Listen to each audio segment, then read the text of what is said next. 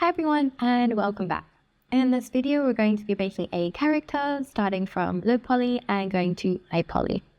Thank you so much for tuning in. It's been a while since our last video. This time I want to go further and do something more advanced. Previously we've created bare bones low poly assets, and today we'll refine this process and also animate the character using Mixamo.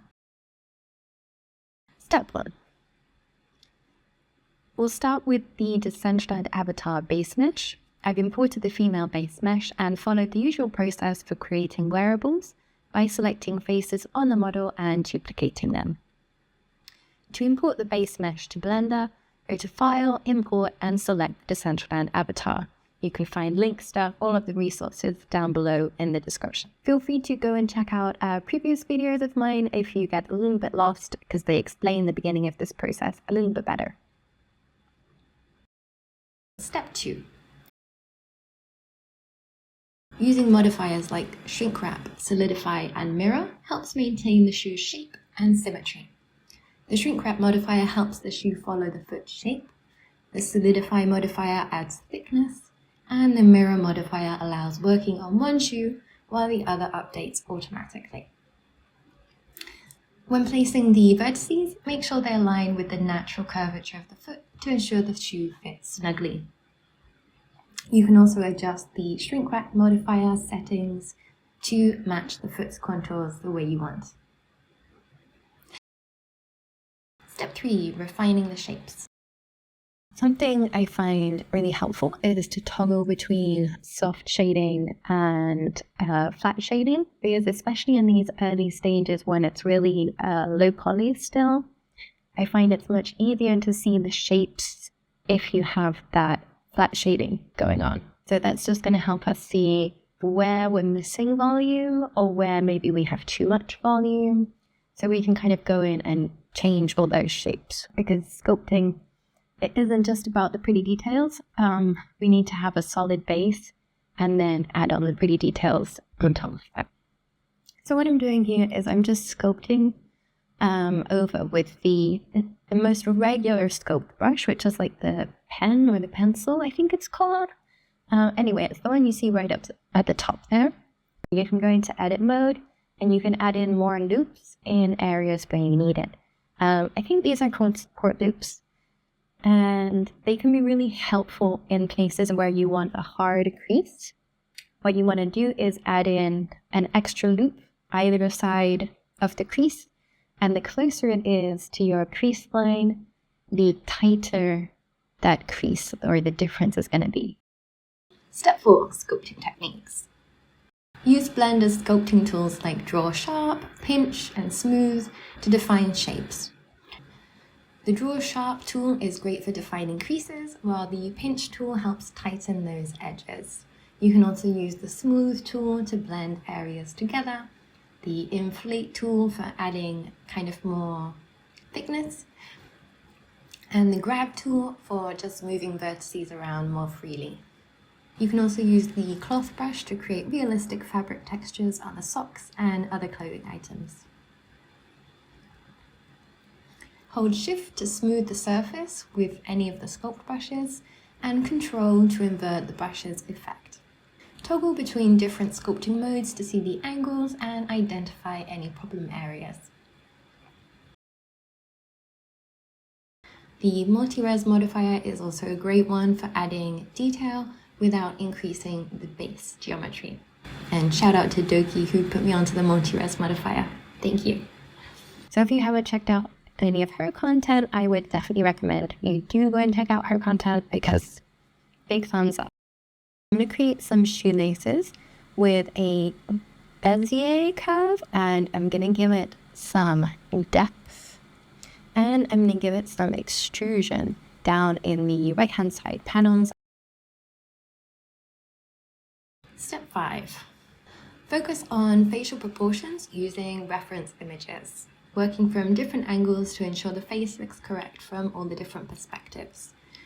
I like to start by placing the eyes and working around them, often using the Grab brush to move vertices and adjust shapes until the face looks just about right.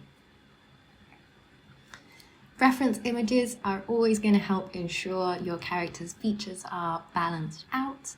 It's really handy to place them in your workspace and constantly compare your model against them. The more angles you have, the easier it's going to be. I really recommend having the profile open at the side and just kind of reviewing what you're doing, kind of comparing it to the anatomy that you know. Even if you're doing something stylized, it still needs to follow a certain degree of anatomical, what's the word? I don't know, but it just kind of needs to make sense. If not, the human brain is very smart and it's just going to know something is off, even if we can't pinpoint it. I spent a lot of time trying to draw in the lips because I figured that's going to be a good anchor point. And I'm a big fan of anchor points. So if you haven't come across this term before, an anchor point is putting something in place in a drawing or a 3D model or something, but something that you know is in the right position. And that's really important because then you can calculate the position of other parts of the drawing or the 3D model. And yeah, that's why we call it an anchor point, because it's just going to kind of give you some guidance of like, okay, if this is right, then I know maybe the nose needs to go up or the nose needs to go down. Let me just speed through the face sculpting because I really did just kind of mess it up a little bit. And I think it's also important to show you guys that behind the scenes modeling is a lot of self-doubt and a lot of changing things. We need to normalize that a little bit. Step 6. Using Substance Painter or Blender, but in this video we're going to be using Substance Painter. We'll bake the high poly details onto a low poly mesh, and to do this we need 3 things: the low poly mesh, the high poly mesh, and a cage. The cage is identical to the low poly mesh, but it's slightly scaled up to fully cover the high poly mesh, and we'll do this using a displacement modifier. Then in Substance Painter, you want to import all 3 of those meshes, the low poly, the high poly, and the cage, and bake those textures. That's what's going to give our low poly mesh these nice high res details. The cage is also going to prevent artifacts during baking by ensuring the high poly details are correctly projected onto the low poly mesh.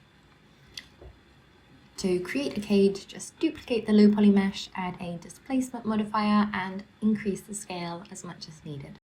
We're going to create a new project. We will import the low poly mesh, and then we will go to Bake Textures.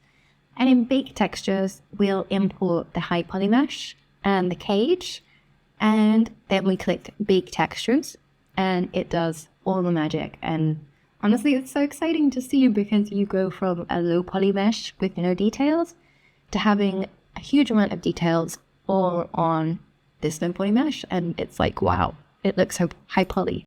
Export the low poly mesh with a bunch of different materials on it, so it's like split into hair, skin, top, skirt, shoes, and then it's a lot easier for me to apply these different smart materials. Let's have a look at the hair. So I made a smart material for the hair actually off camera because it took me a minute, but it's actually not as complicated as it looks. If we look through this folder, we actually have just simply a bunch of different film layers with the different colors that I wanted for the hair. And then each of those film layers have a gradient applied to them. And then the parameters of that gradient are like tweaked and tweaked and tweaked and tweaked because I didn't know when to stop. And yeah, that's I was just playing with it with the parameters, and basically that's how we've got this layer. And if I enable and disable some of those layers, you're going to see how these gradients are stacking up on top of each other and creating that cute like rainbow effect in the hair, which honestly was one of my favorite parts of the reference image. So I'm cheating a little bit. Some may say cheating, some may say being resourceful with time. And what I did was I created a bunch of smart materials recently from like a pastel candy neon project. And I'm going to reuse them on this character here. And what those materials are basically just simple gradients in delicate pastel colors with using an ambient occlusion layer to get another layer of gradient through, and then adding some emission so that it looks softer. Because if you look here at the jacket without the texture, without the emission, it looks a bit dusty. But if we add in the emission, it's like cloudy and cute and sweet. So if it's looking a bit strange, we need to go into texture settings and add a new channel with the plus icon, and click there and just select an emissive channel and add it in. And then you can go and find your material and check its properties and find its emissive properties and give it the same emission as the base mesh. So I have this other material called ribbon, which is for kind of some of the accessories. There's also like a bow here on the neck, which you can't see here because I ran it through Substance later so that it didn't like create a mark on the chest. Okay, so now let's start on the skin. What I'm going to do to start off the skin is just add in a very simple smart material that anyone can find in Substance Painter, and it's called Skin Face. So if we add that in, it's going to come with a load of parameters already set up, and it's going to look pretty decent right off the bat. So that's going to help us save a lot of time. However, it's not going to be perfect. If you look at the skin at the moment, it kind of looks like a doll, like a bit flat, like the colors aren't quite right. Like it's skin, but it's not skin. And that's where hand painting comes in, which I honestly love. Okay, so now let's focus a little bit more on the skin. I'm going to create 3 layers, basically. A red layer, a yellow layer, and a blue layer. And to each of these layers, I'm going to add an ambient occlusion mask, and I'm going to add levels. And I'm going to play with the levels until that color is kind of showing up in a way that makes sense on the face. This is hard to explain, but when you see it, you know it either looks right or it looks wrong, okay? So that's the first thing, is a folder with 3 colors. Red, yellow, and blue, and your ambient occlusion masks. So once that's done, things start to look a bit better, but we can make it better still. So what I do is I make another folder, again with 3 fill layers, a red one, a yellow one, and a blue one. And instead of adding ambient occlusion into the masks, because all of these have black masks, I'm actually going to hand paint where I want the color to show up. So for that, we're going to use a little bit of color theory. So with the red layer, we're going to go ahead and kind of paint over all the areas where we'd expect to see redness or blood close to the surface. So that's typically around this mid portion of the face here, so like the cheeks and the nose. I'm going to go through and paint red on top, basically. And it's going to look really, really aggressive to begin with, but don't worry. Don't worry. It's all part of the process. So just try and cover up all those dark splotches and paint over any areas that should be particularly pink. And with the yellow mask, we're going to do the same thing. We're going to paint on some of the areas where there's some yellow. Now, traditionally on the face, the yellow area is our forehead, so the top part of the head. So basically just add a bunch of yellow in there on the forehead. So cool. And anywhere else you want that you feel like should have a little bit of anything that's maybe gone a bit too red, you could add a little bit of yellow and that will help balance it out. And last but not least, the blue. And okay, maybe some of you are like, why are you adding blue to a face? And others are probably like, of course we're adding blue to a face. So the sections we talked about before is we have yellow over the forehead, we have reds over the nose and over the cheeks, and we have blues around the mouth area and kind of coming down the neck a little bit as well. So we'll just paint in blues in that area, and it's going to look a bit strange for a while, but again, we're just going to trust the process. Play with levels, and we're also going to do something else, which is going to make our paint look not like paint, but more like a natural just addition of color. And the way we do that is by adding in a filter onto these layers. So we can just right click and add a filter. And the filter that we want to select is the blur filter. And then we can just adjust the intensity of that however much we want. and that will just kind of soften the paint and extend it and give it a nice gentle blur. I'm painting in some eyelashes and just trying to kind of blend it with the eyes and adding in a few other dark areas here and there. So I fiddled with that for a little bit, and then with the mouth for a little bit, and then I added on top a fill layer with a darker kind of orangey tone, and I called it Freckles because I wanted to give her some freckles. So I gave that fill layer a black mask, and I'm using masks all the time because that means we can easily change the color, but we're not changing the painting, if that makes sense. So I then tried a bunch of different brushes on this black mask to see what would give me that nice freckle effect.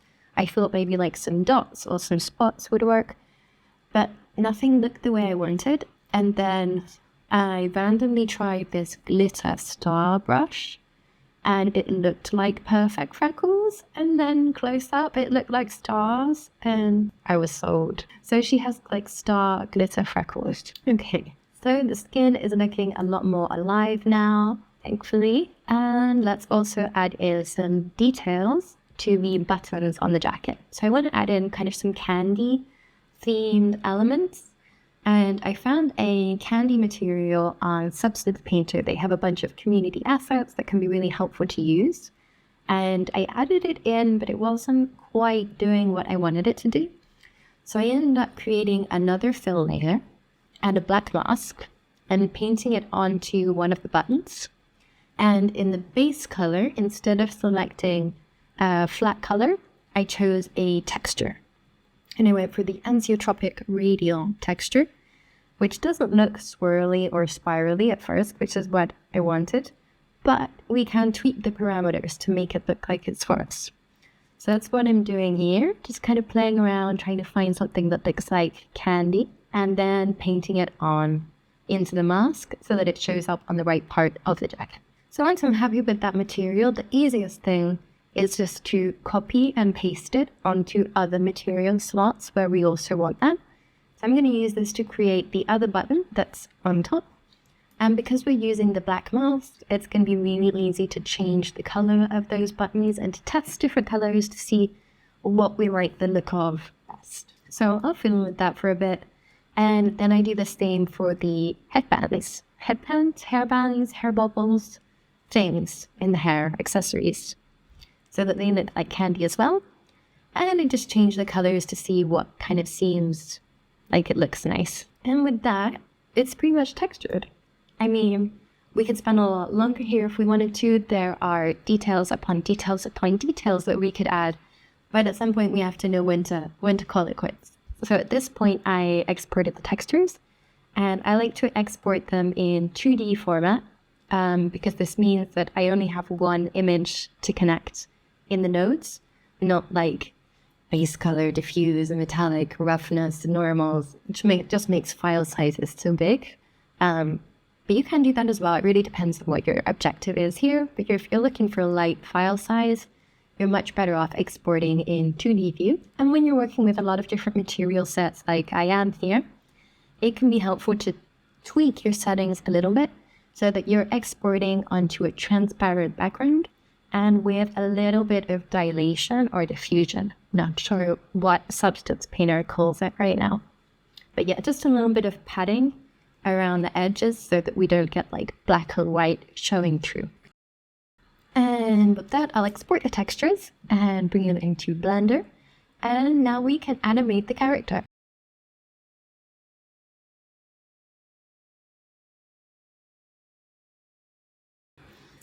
When you upload the character to Mixamo, you'll need to place markers on key joints like the wrists, elbows, knees, and pelvis. Mixamo will then auto-rig the character based on these points. And don't worry if when this loads up, it's not perfect. Here we're seeing some very strange stretching with the head, but that's because we have a big head on this character, and Mixamo is normally used to more realistic models, and it's not expecting this much mass up at the top here. So that's fine. That's something we can fix in Blender later. But what it has done is save us a bunch of time by rigging this and by offering all these animations that we can then download, and we can tweak our weight painting. Then you can adjust the character arm space to avoid any clipping, try out different animations, and download the ones you like and import them into Blender for any final tweaks. We're going to be adding multiple animations to one model using NLA tracks in Blender, which allows us to combine different Mixamo animations seamlessly. Basically, you want to import in all of the animations that you download, create a new NLA track for each of them, and stash the animation there. Then you want to go to the main model that you're using, the one that you're going to export with all of the animations, and just add new NLA tracks there. Click on the down arrow and select the animation that you want to add to that character, and it's done. And you can do that as many times as you like. And with that, it can be a great time to kind of play that animation in Blender, see what weight painting needs changing, and go ahead and change it in Blender. And that's it. We've gone from low poly to high poly and then back to low poly again. We've also textured and animated our character. We covered a lot today. Please share your results in the comments and feel free to ask any questions that you have. I am here to help. And also, people can answer in the comments and help you out too. Thank you for watching, and don't forget to subscribe.